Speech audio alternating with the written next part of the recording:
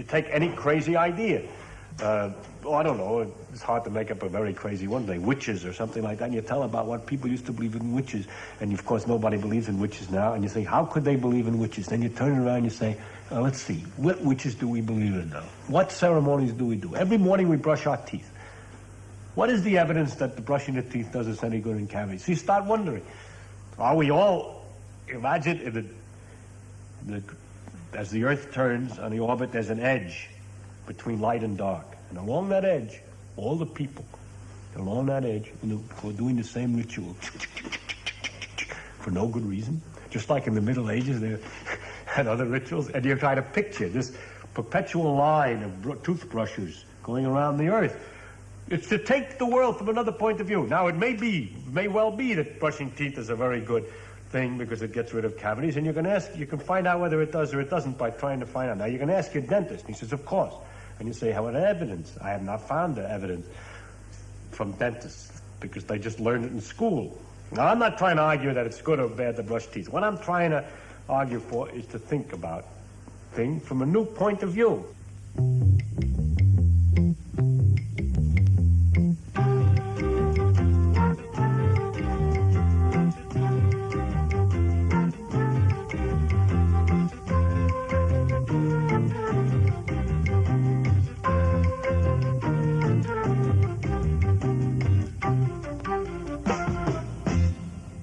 I have had in my life a number of pleasant experiences. The earliest one, when I was a kid, I invented a problem for myself, the sum of the powers of the integers. And in trying to get the formula for it, I developed a certain set of numbers formula for which I couldn't get. And I discovered later that those were known as the Bernoulli numbers, and discovered in 1739. So I was up to 1739 when I was about 14, you see. And then a little later, I discovered something. I find out they invented a thing called, which we now call operator calculus. And that was invented in 1890 something. You see, I was inventing things that came later and later. But the moment when I began to realize that I was now working on something new was when I read about quantum electrodynamics at the time. And I read a book and I learned about it. For example, I read Dirac's book. And he had these problems that nobody knew how to solve. They were described there. I couldn't understand the book very well because I really wasn't up to it. But there, in the last paragraph at the end of the book, it said, some new ideas are here needed. And so there I was. Some new ideas were needed. Okay, so I started to think of new ideas.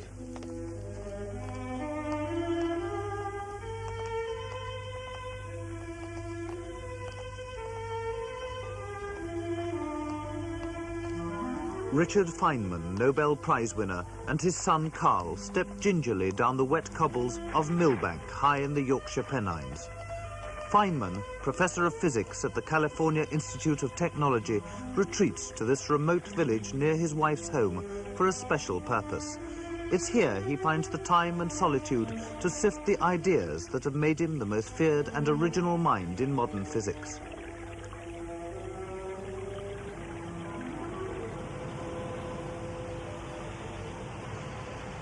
Feynman is in the forefront of one of the oldest and most intriguing games of hide-and-seek in science, finding the ultimate constituents of the world. In this search, Feynman is a celebrated maverick who was encouraged by his father, a New York clothing salesman, to confront conventional wisdom. One Sunday, all the kids were all walking in little parties with their fathers in the woods. Then the next Monday, we were playing in a field, and kid said to me, say, what's that bird? What's the name of it? Do you know the name of that bird? I says, I haven't the slightest idea. He said, well, it's a brown-throated thrush. He says, your father doesn't teach you anything. But my father had already taught me about the names of birds. Once we walked and he says, that's a brown-throated thrush. He says, know what the name of that bird is? A brown-throated thrush. In German, it's called a Flügelflögel. In Chinese, it's called a Tinglong-tong. In Japanese, a Tohlachtohara, and so on. And when you know all the names in every language of that bird, you know nothing, but absolutely nothing about the bird. And then we would go on and talk about the pecking and the feathers. So I had learned already that names don't constitute knowledge. It's knowing the name of something. That's caused me a certain trouble since, because I refuse to learn the name of anything. So when someone comes in and says, You got any explanation for the Fitz-Cronin experiment? I says, what's that? He says, you know, that the long-lived K meson disintegrates into 2 pies. Oh, yes, now I know. But I never know the names of things. What he forgot to tell me was that knowing the names of things is useful if you want to talk to somebody else. So you tell him what you're talking about. But the basic principle of knowing about something rather than just knowing its name is something that you stuck to, is it? Yes, of course. You have to learn. These are kind of disciplines in the field of science that you have to learn. That to know when you know and when you don't know, and what it is you know and what it is you don't know. And it's you got to be very careful not to confuse yourself. How else did he try and progress? mold your methods of thinking, the way you looked at the world? Well, we had a lot of little games, like he would say at the dinner table. He'd think of some little problem, and he'd say, suppose you were a Martian, we were Martians, and we came down to this Earth, and we'd look at it from the outside. And that, I can't explain exactly what he meant, but there's a way of looking something anew, as if you never saw it before, for the first time, and asking questions about it as if you were different. For instance, if you would ask, later I did some little amusing research for a paper in college on sleep, but it started with a question of his kind. Suppose you were a Martian who never slept. They didn't have sleep. You didn't have to sleep. And you came down to this Earth and you saw these people who had this funny property that every day for a certain amount of time had to lie down and become unconscious. And then the natural question would be, how does it feel to get unconscious? What happens to you? Ideas run along and suddenly they stop, or do they just run more and more slowly? But what happens to your ideas? How does it feel to become unconscious? So I tried to answer the question, what happens when you become unconscious? But you find that these days, you still, when you're faced with a particularly difficult problem, when you're absolutely stuck, you tend to say, let's look at it like a Martian would look at it. And sometimes. There are lots of things that people did. For example, Maxwell put the equations together. The Faraday formulated the equations mathematically with some model in his head. And then Dirac got his answer by just writing and guessing an equation. And other people got their answer, like in relativity, got the idea by looking at principles of symmetry. Now, all these methods, and Heisenberg got his quantum mechanics by thinking only talk about the things that you can measure. Now, all of these ideas, we should only talk about things that we can measure. Try to define things in terms of only things you can measure. Or let's formulate the equation mathematically. Or let's guess the equation. Or all these things are tried all the time. Look for symmetries. All that stuff is tried. All that stuff, when we're going against the problem, we do all that. That's very useful. But we all know that. That's what we learn in the physics classes, how to do that. But the new problem, where we're stuck because all those methods don't work. If any of those methods would have worked, we would have gone through there. So when we get stuck in a certain place, it's a place where history will not repeat herself. And that's makes it even more exciting, because whatever we're going to look at the method and the trick and the way it's going to look is going to be very different than anything that we've seen before, because we've used all the methods from before. So, therefore, a thing like the history of the idea is an accident of how things actually happen. And if I want to turn the history around to try to get a new way of looking at it, it doesn't make any difference. I don't care. The only thing that the real test in physics is experiment, and history is fundamentally irrelevant. The most enduring legacy from his father was not just learning to question the physical world, but an enthusiasm for the inquiry, which at 54 Feynman still shares today. It has to do with curiosity. It has to do with people wondering what makes something do something. And then to discover that if you try to get answers, that they're related to each other. That things that make the wind make the waves, and the motion of water is like the motion of air, is like the motion of sand. The fact that things have common features turns out more and more universal. What we're looking for is how everything works, and how everything is, what makes everything work. And what happens first in the history is we discover the things that are on the face of it obvious. And then gradually that asks more questions, and then we dig in a little deeper to things that we can just make. We need to do a little more complicated experiment to find out about. But it's curiosity as to where we are, what we are. It's very much more exciting to discover we're on a ball, half of it sticking upside down. It's spinning around in space. It's a mysterious force which holds us on. It's going around a great big glob of gas that's burning by a fueled by a fire that's completely different than the fire, any fire we can make. Well, now we can make that fire, nuclear fire. No, but that's a much more exciting story to many people than the tales which other people used to make up who worried about the universe, that we were living on the back of a turtle or something like that. They were wonderful stories, but the truth is so much more remarkable. And so what's the pleasure in physics is that, to me, is that as it's revealed, the truth is so remarkable, so amazing. And I have this disease, and many other people who have studied far enough to begin to understand a little of how things work are fascinated by it. And this fascination drives them on to such an extent that they've been able to convince governments and so on to keep supporting them in this investigation that the race is making into its own environment. As a theoretical physicist, Feynman doesn't have a laboratory, and he finds family relaxation helps him to concentrate. In recent years, he's been concerned with the long-asked, almost childlike question, what are things really made of?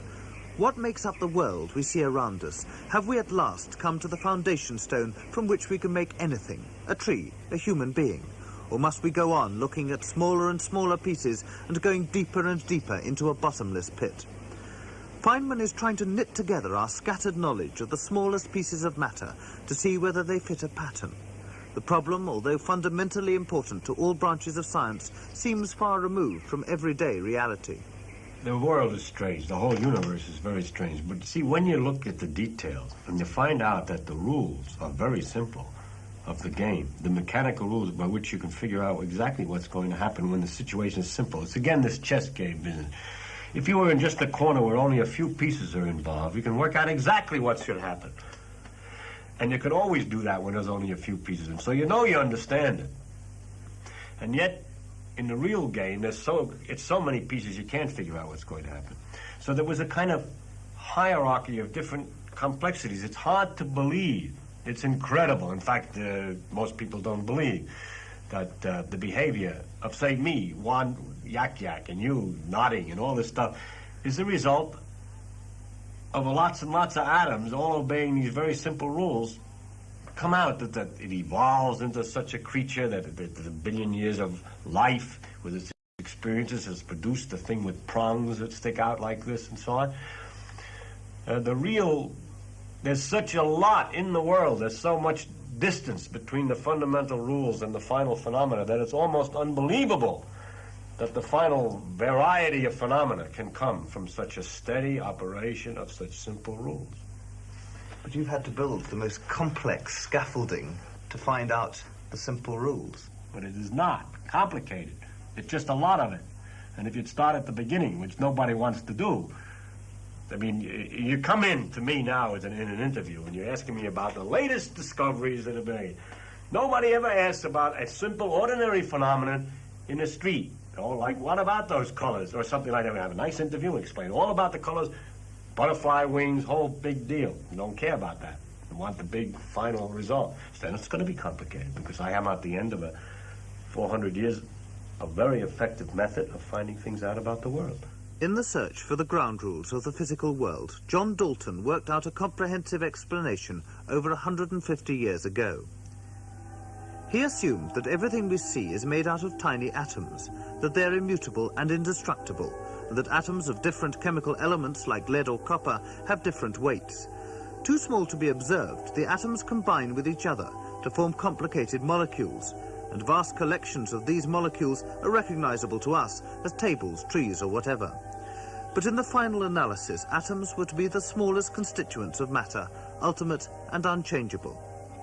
At the turn of the century, we evolved our present picture of the atom, light electrons surrounding a heavy central core or nucleus.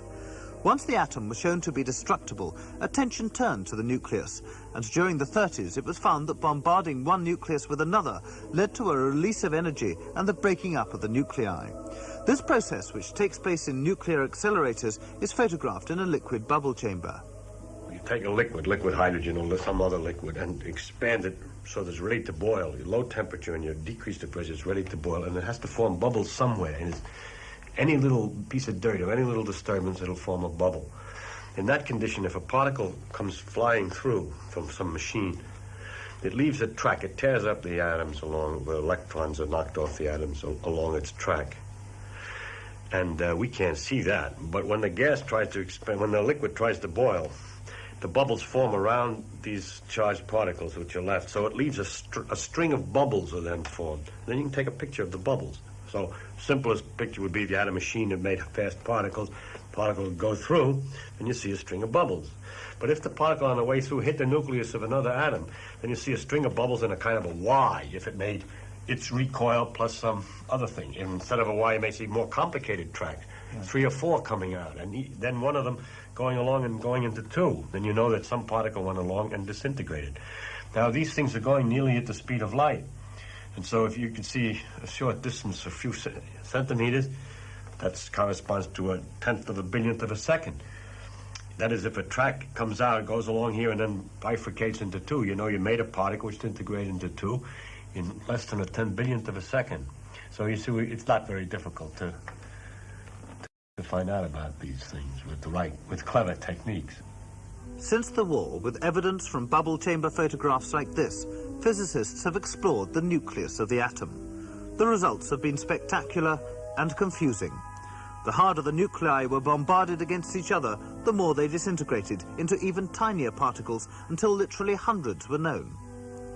In the last 10 years, some order has been made out of seeming chaos by arranging the particles into patterns.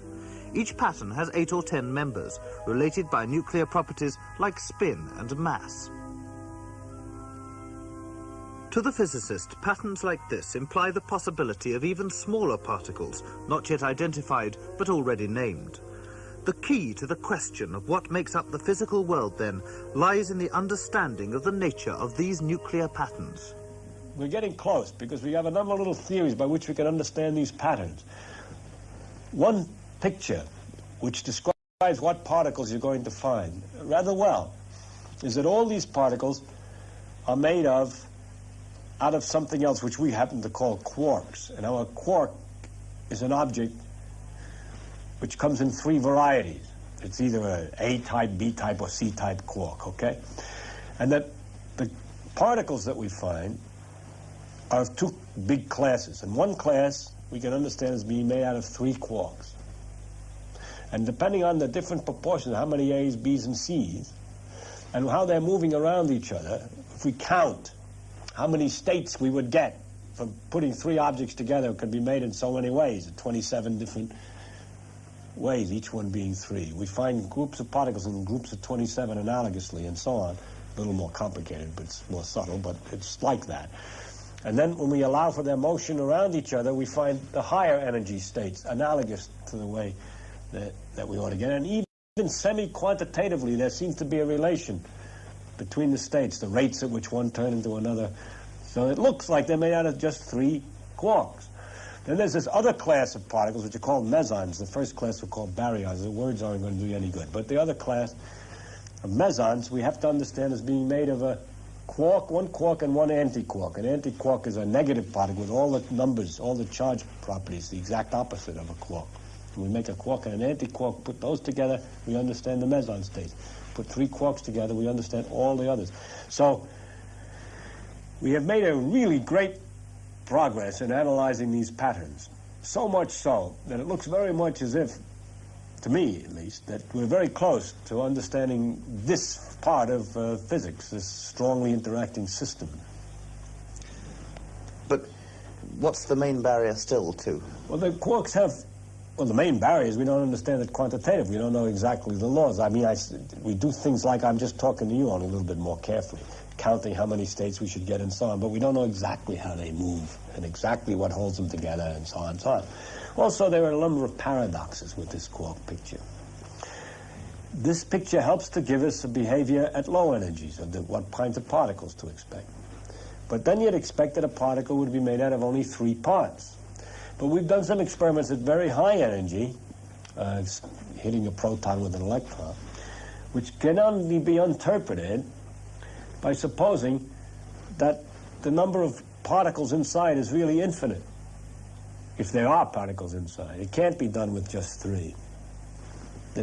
You can calculate, it doesn't come out right. So there's a difficulty. Furthermore, The idea that there just be three particles is contradictory to the ideas of relativity and so on, which imply the existence of particles and antiparticles. And when there are three, there should be possible for the forces to produce pairs of particle-antiparticle in various numbers. So there should be not just three, but many more. So the infinity is not a paradox by itself. The three is more of a paradox. Why is it so simple? Why can we get away and understand so much with just three when there should be an infinite number probably in there, both theoretically and experimentally? Another thing that's a little technical but very paradoxical is that we had a rule back for atoms that no two electrons can occupy the same state. It's called the exclusion principle. And we thought we understood that that was necessary according to quantum mechanics and relativity. You know, it has to be.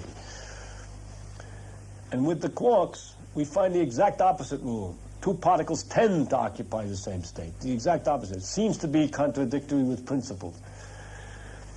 There are ways of escaping this all the time, only by complicating the picture. But the simplest picture, just three, which explains everything, is self-contradictory.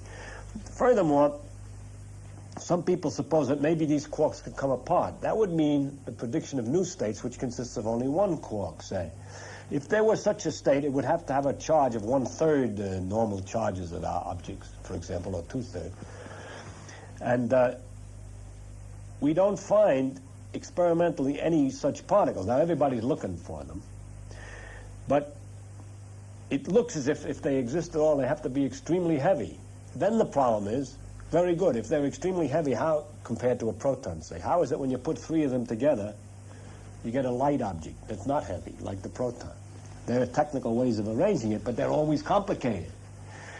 The situation is, as it always is when we're near the answer.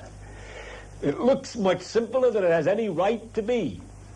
And we have to understand that simplicity and why we think it must be more complicated. Our minds are complicated somehow. Just like the orbits of the planets, which were supposed to be circles, which looked simple. Then they were experimentally, they weren't circles. So they made circles on circles on circles on circles, got more and more complicated. It turned out it was really much simpler. It was a force inverse is the square of the distance, which made ellipses and so on. But a different way of formulating entirely, which was beautiful. So now we have our wheels within wheels. It looks simple. Nature is no doubt simpler than all our thoughts about it now. And the question is, what way do we have to think about it so that we understand its simplicity? That's where we stand now. On holiday in the Pennines, Richard Feynman is paid a neighbourly visit by Yorkshireman Sir Fred Hoyle, the astronomer, cosmologist and science fiction writer.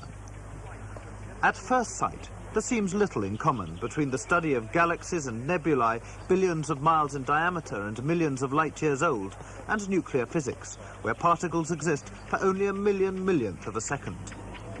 But the formation of stars and galaxies is determined on a massive scale by the behaviour of the very nuclear particles Feynman studies. Hoyle and Feynman share an interest in the foundations of physics, and exchanging ideas in the local pub is always as profitable as it is enjoyable. You agree that the quasars are in real trouble, that the very big redshifts... I think so. I've had this uneasy feeling now for about 5 years. It looked crazy for a while, but it's like piling up of evidence all the time this way. Each one makes a new problem. Yeah. Every piece of evidence is the same problem in the same sense. If there were any cause for a redshift as big as that, other than recession, we'd be all right. That's right. But in the present physical laws, there doesn't seem to be any place for such a redshift. That's good. That That's fits. good. That one failed. And at the same time, the same kind of laws predict the kind of peculiar phenomenon of black holes, which we confusing. Yeah. And it could be that either the gravity is wrong or one of the physical laws are wrong, too.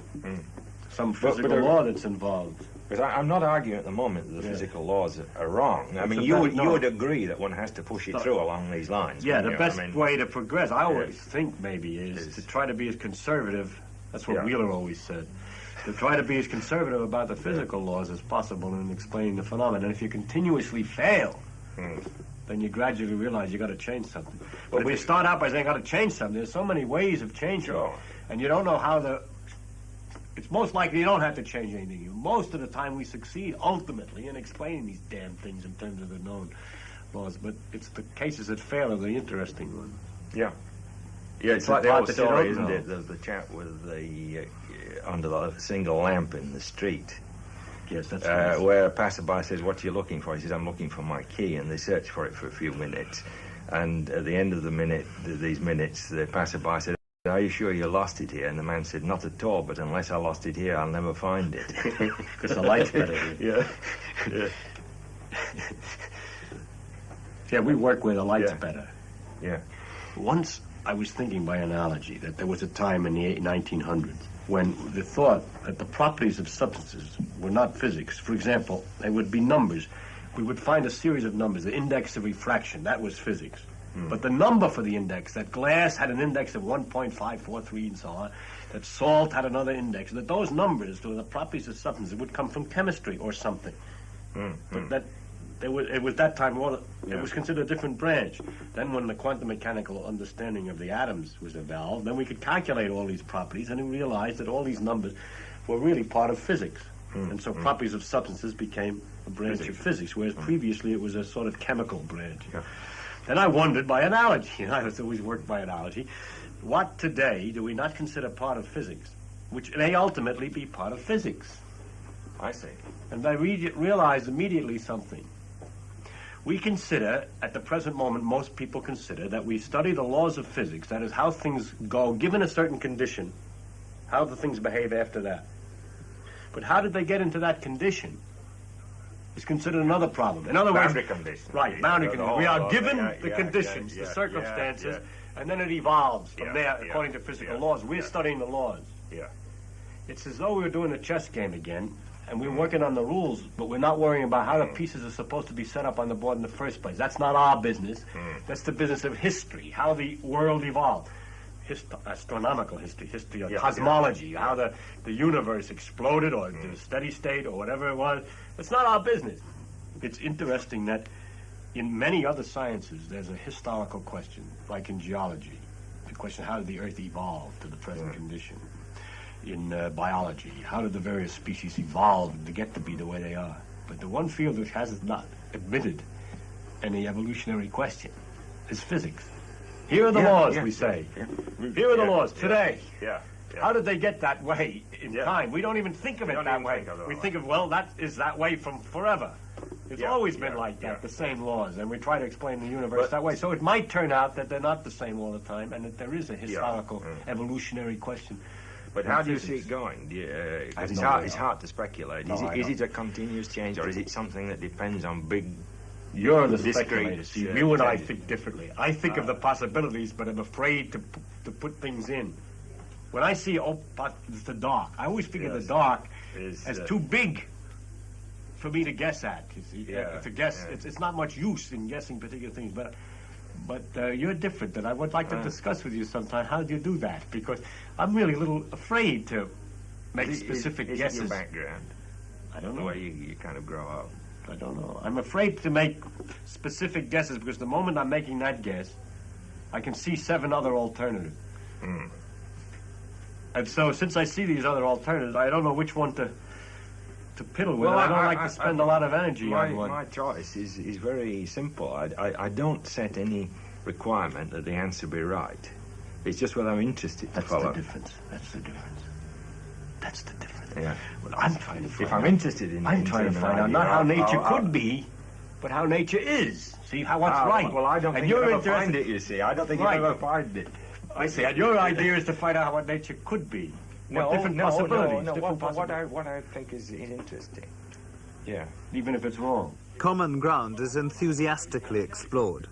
But is it only shared experience and knowledge that forms a bond between working scientists and separates them from us, the interested layman, or even the artist? I mean, scientific fields are becoming so specialized and they're so varied. Are you really saying that you have more in common with, say, a paleontologist or someone in a branch of science very far removed from yours than you would with a playwright or a poet? Absolutely, especially if he's a good paleontologist. Because he's a good paleontologist, he's not just looking at old rocks. He's looking at the history of the Earth. He's looking, when he stands and he looks at his own fingers, and he knows it's got 5 bumps, and he thinks of how did it evolve with 5 bumps. It's got the same as whales, and so on. And we keep talking about the importance of the fact that the thumb opposes. Then we can start discussing, is it really so important that the thumb or is it language that has been evolved, the system of symbolism, or the size of the brain? This is a paleontologist. I can talk about this stuff. That's close to his field. Dolphins have bigger brains than we are. They have a signaling system, and you get interested in that, and you start to discuss all that they know about dolphins, and you complain that the way the United States Navy has been doing its experiments is not right, and we ought to find out more about dolphins. And you go on and on. You talk, those are things of the day. They're just as good, but you can go on and on. When I talk to a playwright or something, I find, because I don't go to plays or something, I don't find it easy to talk to them. I don't get much out of it. I was going to say, this is because you can talk to scientists in other fields, presumably because you read the scientific magazines, presumably, and hear the scientific gossip rather than... No, because we don't have to have magazines or gossip. We think originally. We think of a new idea. We talk to each other, and we try to look at something from a new point of view, and we delight each other in a new point of view. And when you're talking to somebody else who's trying to think of something new, different, and he's thought about the whales or the dolphins, and he has some little thing he's thought of that's a little different than the thing that you've thought of. And so when you're talking back and forth, he's excited by your point of view about dreams, and you're excited by his little observation that he has made about dreams, if he has happened to have thought about that. So the point is, and our backgrounds give us a slightly different point of view. I mean, a scientific background. Like I specialize in physics, to say he specializes in paleontology. So his information on dreams might be more deeper, more evolutionary. For example, he can't, we don't have a way of telling, I suppose, about the evolution of dreams, but he might know, for example, about other animals. He might have thought about whether other animals dream and what the signs are, and all other things that I hadn't thought of. I can't make it up now because I'm not the paleontologist, but I believe that, yes, I find always that a good man, I take it all back. A good man, I've talked to good men in other fields. There's certain kinds of men in every field that I can talk to as well as I can talk to a good scientist. I met a historian, or a writer of history, from France once, and I had a marvelous conversation with him. Maurois, his name was André Maurois. And then I met an artist, Robert Irwin, who's a very important artist in Los Angeles in modern art, and I could talk to him at the same depth of excitement. So I take it all back. If you give me the right man in any field, I can talk to him. I know what the condition is, that he did whatever he did as far as he can go, that he studied every aspect of it as far as he has stretched himself to the end. He's not a dilettante in any way. And so he talked deep as far as he can go, and therefore he's up against mysteries all the way around the edge. And awe.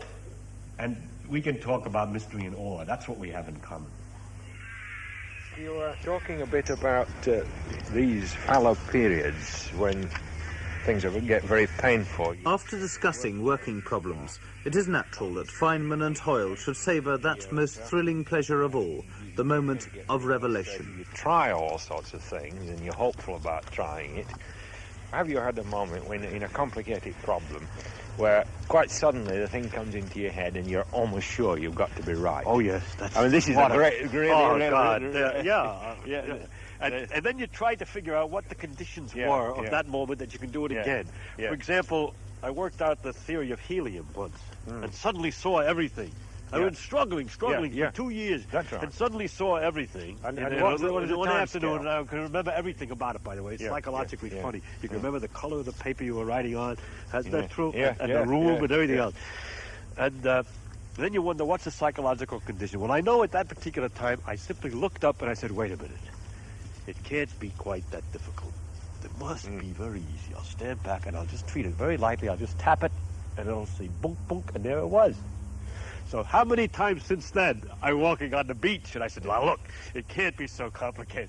I simply tap it, tap, nothing happens.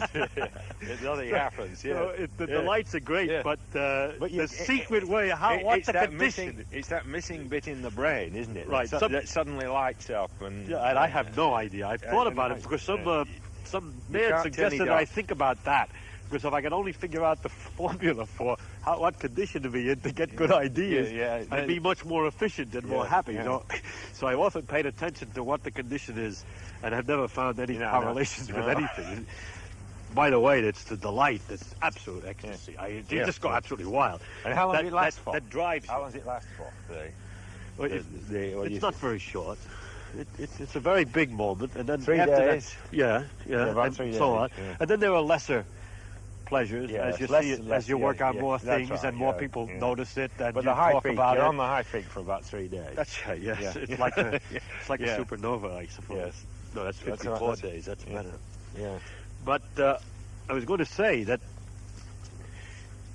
it's the hope of that kind of gold It keeps you going. that can keep you going through these Yeah. doldrums, you Yeah, see. yeah, And that, yeah. I think, what I learned when I was a child from my father was that if you did work a little bit at these things, there would be a time at which you'd get this. Yeah. And I had to learn that first, Yes, or I'd never been yeah. able to do it. Yeah. And then afterwards, you wonder why the devil was I so stupid that I didn't see this. That's not only true of you, it's true of the history of the science. You can always look at a particular moment in history and wonder why they hadn't thought of it 20 years earlier or 10 years earlier, depending on the case. It's because we're dumb somehow. It's most mysterious, this. It just means that however good you may get comparatively compared to Apes and things. apes and so on, we're still very bad at it. Absolutely. Yeah. We're doing the best we can. And Yeah, ain't they're very kind of good. stumbling. It isn't very good. Yeah. This depressing and sobering thought. Well, it's been fun.